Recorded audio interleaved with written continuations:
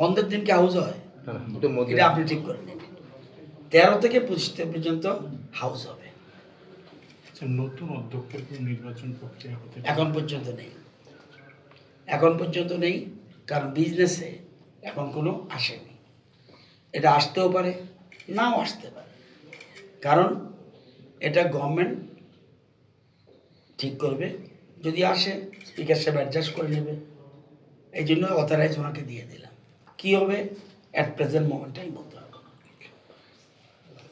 আমার কাছে গভর্নমেন্টের যে বিজনেস আছে সেগুলিকে, এই যে বিএসসি, সেগুলিকে অ্যাডজাস্ট করে কিভাবে কোনটা এই দিন কোনটা ওই দিন, এগুলি ঠিক করে বিএসসি।